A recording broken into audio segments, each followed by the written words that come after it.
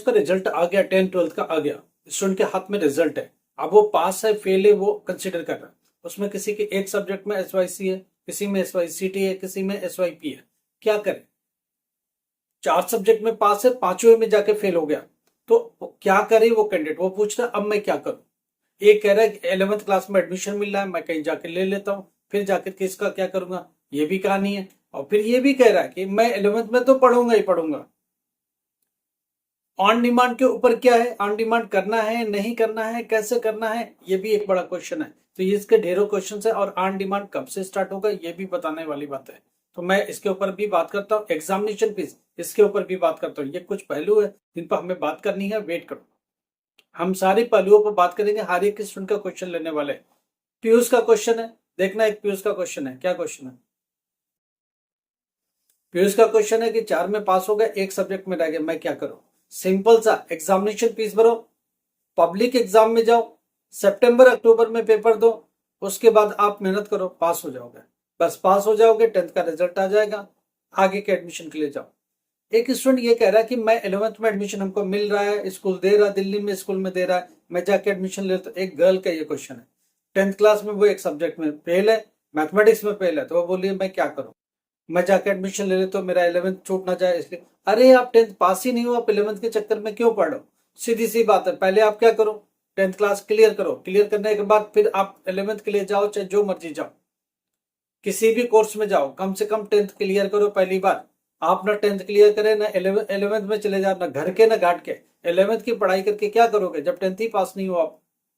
पहले एक बार 10th के सर्टिफिकेट आना चाहिए, ऑनलाइन रिजल्ट मिल जाए तब भी वहां से पढ़ाई छोड़ दो, 11th की पढ़ाई चालू करो, मगर कम से कम एक बार ऑनलाइन देख लो।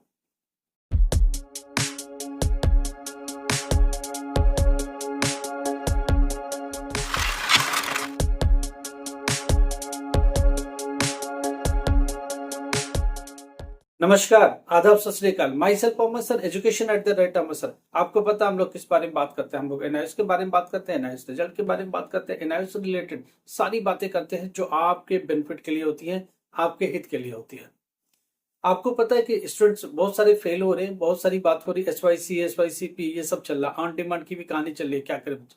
अच्छा, एक बच्चा ये कह रहा है कि मेरे मार्क्स कम है, इंप्रूवमेंट के लिए जाए तो क्या नया मार्कशीट मिलेगा? और IMP का क्या मतलब है?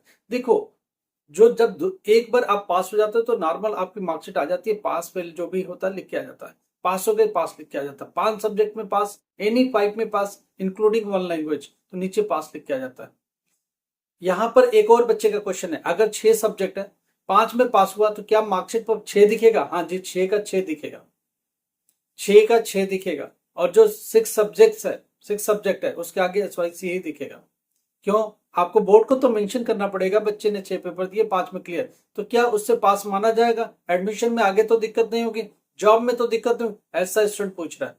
सिंपल से कहानी है, 5 में पास हो गए, बोर्ड ने एक बार पास लिख दिया तो आप पास हो, आपको घबराने की जरूरत नहीं है, जॉब की कोई दिक्कत नहीं है, कहीं एडमिशन की कोई दिक्कत नहीं है। मगर यहाँ एक बड़ा क्वेश्चन है, एक स्टूडेंट का और भी क्वेश्चन है, वो क्या करता है, इंग्लिश में फेल होता है, हिंदी में पास हो जाता है, इंक्लूडिंग 1 हिंदी का मतलब एक लैंग्वेज आ गया, 5 में पास हो गया, बोर्ड ने पास दे दिया। वो ये कहता है मैं CBSE बोर्ड के स्कूल में गया था, वहां एडमिशन मना कर दे। हाँ जी, मना करेगा, क्यों? अब आप कह रहे हो कि 5 पास हो गया एडमिशन मिलेगा, और यहाँ CBSE स्कूल ने क्यों मना किया? CBSE में इंग्लिश लैंग्वेज मैंडेटरी है, बिहार बोर्ड में इंग्लिश मैंडेटरी नहीं है, और भी कई बोर्ड है जिनमें इंग्लिश मैंडेटरी नहीं है, वो तो एडमिशन दे देंगे, मगर CBSE को इंग्लिश चाहिए लैंग्वेज। आप इंग्लिश में पास नहीं हो तो CBSE नहीं देगा। आपके लिए क्या सलाह है, आप CBSE के चक्कर मत पड़ो, इसी बोर्ड में आप 11th-12th कर लो, इसी बोर्ड में 12th का एडमिशन लो, ताकि 12th चलता रहे साथ साथ, और एक इंग्लिश का भी री अपियर हो जाओ, तो साल भी नहीं खराब हुआ और री अपियर भी चलता रहेगा। समझ में आ रही बात? आप री अपियर हो जाओ इसी में, तो री अपियर भी चलता रहेगा, साथ में पास भी हो गए, तो 11th-12th भी आपका स्टार्ट हो गया और साथ में री अपियर भी हो गया, तो दोनों की वजह से आपका टाइम खराब नहीं हुआ। अब एक और क्वेश्चन है, IMP का क्या मतलब है? देखिए, एक बार आप अपियर हो गए, नॉर्मल आपकी मार्कशीट आ गई पास की, राइट। दूसरी बात, आपने किसी में मार्क्स बढ़ाना है या किसी सब्जेक्ट एडिशनल को भी पास करना है, उसके लिए फीस भर दिया, और क्या हुआ, अब दूसरी जो मार्कशीट आएगी उसमें लिख के आएगी IMP, क्योंकि आपके पहले के मार्क्स, किसी सब्जेक्ट में फीस भर दिया, थोड़ी मार्क्स बढ़ जाए, इंप्रूव हो जाए, तो इम्प्रूव्ड हो गया। पास इम्प्रूव का मतलब क्या होगा, इम्प्रूवमेंट वाला पास तो है, साथ में इम्प्रूव्ड भी हुआ होगा। तो एक दो मार्कशीट एग्जिस्ट कर रही है, तो बोर्ड को लिखना पड़ेगा कि पहली वाली मार्कशीट किस लिए, दूसरी वाली मार्कशीट किस लिए, इसलिए बोर्ड को लिख के देना पड़ेगा इम्प्रूव्ड। समझ गए बात को। कुछ बच्चों ने बाद में सब्जेक्ट ऐड कर लिया और पेपर दे दिए पास होने के बाद भी। अब वो पास होके आता तो क्या होता है, अब वो एडिशनल लेके आता है ADDL। तो इसका मतलब ये नहीं होता, आप घबराओ मत, आप पास है, आपके पास एडिशनल सब्जेक्ट जोड़ के एक्स्ट्रा में आप पास हो गए हो तो भी चलेगा, मार्क्स बढ़ गए, इंप्रूवमेंट हो गया, IMP लिख के आ गए तो भी चलेगा, सब पास है, मार्कशीट में कोई प्रॉब्लम नहीं है, आप बिल्कुल ठीक हो, कोई प्रॉब्लम नहीं है। ऑन डिमांड अभी खुला नहीं है, ऑन डिमांड खुलने दो। ऑन डिमांड अभी तक सुबह जिस वक्त मैं ब्लॉग शूट कर रहा हूँ, मेरे ख्याल से 8 o'clock है, 8 o'clock तक अभी खुला नहीं है। आज 1 तारीख है, 1 जुलाई है, 8 o'clock मॉर्निंग तक नहीं खुला है। जब खुलेगा, डेट मिलेगा तो बात करेंगे। ऐसा नहीं कि खुला नहीं है, मगर उसमें कोई डेट है नहीं ना। वो जनवरी, फरवरी, मार्च, अप्रैल तक का दिखा रहा, मई दिखा नहीं रहा, जून दिखा नहीं रहा, जुलाई दिखा नहीं रहा। जब तक गवर्नमेंट खोलती नहीं तब तक कोई सेंस नहीं है। अभी खुला नहीं है, मेरे ख्याल से 1 वीक और लगेगा। जब खुलेगा ऑन डिमांड, तभी आपके लिए ऑन डिमांड सीटें बुक की जाएंगी और हम आपकी मदद करेंगे। बहुत सारे बच्चों ने ऑन डिमांड हमसे बोला हुआ करने के लिए, हम उनका करेंगे। जैसे ही ओपन होता सीट भरेंगे, मगर पहले खुलने दो, अभी खुला नहीं है। दूसरी बात, जो बच्चे फेल हुए उनकी फीस का देखो, पब्लिकली अभी फीस का खुला नहीं है, इसके लिए आप हमको व्हाट्सएप पर भेजो, कैसे मदद करनी है हम आपकी मदद करेंगे। जो बच्चे सब्जेक्ट में फेल है, SYC, SYCP या भी एग्जामिनेशन फीस भर नहीं पा रहे तो कैसे करेंगे, तो ये लोग हमको व्हाट्सएप पर पूछ सकते हैं, हम उनकी मदद करेंगे। राइट। दूसरी बात, जो नॉर्मली फेल है, जो नॉर्मल बच्चे जो आ रहे हैं सितंबर अक्टूबर के लिए, उनके लिए एग्जामिनेशन फीस भरना है, इमीडिएटली भरो, जिसका भी हो गया, नहीं तो लेट पेमेंट चार्ज हो जाएगा। जो बच्चे सितंबर अक्टूबर में फ्रेशर आ रहे हैं, अब हम लोग उनकी भी बात करना चालू करेंगे, सितंबर अक्टूबर के बच्चों की बात करेंगे। वो लोग जल्दी जल्दी कर लो, अपना एग्जामिनेशन फीस भर लो, TMA के ऊपर बात करना चालू करेंगे। अब आप देखो, जो बच्चे अभी सितंबर अक्टूबर के लिए आ रहे हैं, पहले सब्सक्राइब करो, हम एक परमानेंट हमारे साथ जुड़ो, उसके बाद आपके TMA में भी मदद होगी। आप आपके एग्जामिनेशन फीस में कोई दिक्कत आ रही बताओ, हम आपकी मदद करेंगे। उसके आगे भी पढ़ाई के लिए भी बात होगी धीरे धीरे, मगर वेट करो, अभी स्टडी पर नहीं आएंगे, थोड़ा 1 वीक के बाद सितंबर अक्टूबर के स्टडी पर भी आएंगे, सब्जेक्ट वाइज भी आएंगे, क्वेश्चन पेपर भी रिवील करेंगे, बहुत सारी बातें करेंगे हम लोग आपके साथ। तो बहुत सारी हेल्प होने वाली है, जो भी मदद चाहिए आपको मिलेगी और 100% मदद मिलेगी। आगे चल करके हम लोग और भी आपकी सुविधाएं बढ़ा देंगे, जो भी चाहिए होगी सब मिलेगी एक कॉल पर। थोड़ा वेट करो, उसके लिए जब टाइम आएगा तो मैं आपको बताऊंगा। ऑन डिमांड की बात हो रही, बच्चे कह रहे ऑन डिमांड का क्या रहेगा। पहली बात, ऑन डिमांड कहाँ होता है, हेडक्वार्टर में होता है, रीजनल सेंटर्स में होता है, केंद्रीय विद्यालय कुछ लिमिटेड में होता है, सारे केवी में भी नहीं होता है। तो ऑन डिमांड के लिए हमेशा हो सकता है कि आपके आसपास ही हो, केवी हो तो आपके आसपास ही मिल जाए, मगर मैक्सिमम स्टूडेंट के लिए 100 किलोमीटर, 200 किलोमीटर, 300 किलोमीटर, 400 किलोमीटर सफर करना पड़ेगा। क्योंकि रीजनल सेंटर कहाँ है, कैपिटल के अंदर बैठे हैं। आप कैपिटल में थोड़े होते, हमेशा राजधानी में थोड़े बैठे हो, आप जयपुर में थोड़े बैठे हो, आप प्रयागराज में थोड़े बैठे हो, आप नोएडा में थोड़े बैठे हो, असम के गुवाहाटी में थोड़े बैठे हो। तो ये चीज समझना पड़ेगा, आप चंडीगढ़ में थोड़े बैठो, वहां से 400 किलोमीटर, 300 किलोमीटर आपको चल के आना पड़ेगा। हेडक्वार्टर में ही आपको ऑन डिमांड मिलेगा। हेडक्वार्टर में ऑफिसर्स बैठे रहते हैं, उनके बीच में आपको पेपर देना है। क्या आप एलिजिबल हो, क्या आप तैयार हो, अपने आप से पूछो। अभी आपने पेपर दिया, फेल हो गए, अभी अगले 10 दिन में डेट लेकर के क्या हेडक्वार्टर में ऑफिसर्स के बीच में एग्जाम देने को तैयार हो। अगर आप तैयार हो तो फिर बिल्कुल दो आप ऑन डिमांड। आपको अपने आप पर भरोसा है कि हम 10 दिन में पढ़ लेंगे, हम तैयार हो जाएंगे, तो आप जाओ, ऑन डिमांड का फॉर्म भरो, एडमिशन लो। ऑन डिमांड में भी एडमिशन लेना पड़ता है।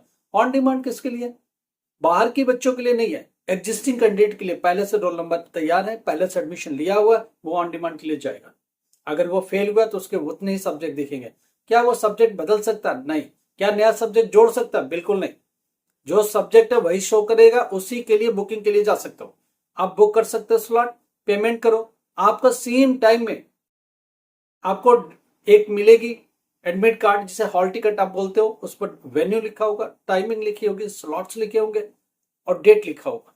तो वो आप ले करके अपने आई कार्ड के, पुराना जो NIS का आई कार्ड है उसको लीजिए, आधार कार्ड लीजिए और सीधे सेंटर पर जाएंगे जब आपका पेपर होगा। राइट। 2 ही जगह होता है, केंद्रीय विद्यालय और दूसरा हेडक्वार्टर या रीजनल सेंटर। इसके अलावा कहीं भी नहीं होता ऑन डिमांड। आपके डिस्ट्रिक्ट में नहीं होता, प्राइवेट स्कूल्स नहीं होते, कोई भी स्कूल्स नहीं होता, ध्यान रखना। केंद्रीय विद्यालय कुछ लिमिटेड, मेट्रो सिटी के कुछ लिमिटेड, रीजनल सेंटर्स, और हेडक्वार्टर्स नोएडा के, यही सब होते इन्वॉल्व हो गए। तो बहुत लिमिटेड सेंटर है, तो इनको ध्यान से आपको देखना पड़ेगा, इतना आसान नहीं है जितना आप समझ रहे हो। तो ऑन डिमांड अच्छी तैयारी है तो जरूर जाओ। एक पेपर में अगर रह गया ऑन डिमांड देना चाहे तो ट्राई कर लो, क्या पता हो भी जाए। दोनों ही बात है। मगर इसके पहले सितंबर अक्टूबर का फीस भर के फ्री हो जाओ। कम से कम ऑन डिमांड में नहीं होगा तो एक ऑप्शन तो है। अगर पता चला ऑन डिमांड के भरोसे बैठे रहे और वो उसमें फेल हो गए, तो ये तो पब्लिक एग्जाम तो चला गया आपका। पहले पब्लिक एग्जाम की फीस भरो, पहले भरो, उसके बाद ऑन डिमांड की सीट लो, ऑन डिमांड में जाओ। अगर एक सब्जेक्ट से रह गए तो कोशिश करो ऑन डिमांड दे ही दो। अगर हो गया तो ठीक, नहीं हुआ तो भी कोई बात नहीं, सितंबर अक्टूबर का एग्जाम है, आप उसको देके क्लियर कर लेना, जो कि आपकी डिस्ट्रिक्ट में होगा। हो सकता है 90% पुराने आपके सेंटर पर ही हो।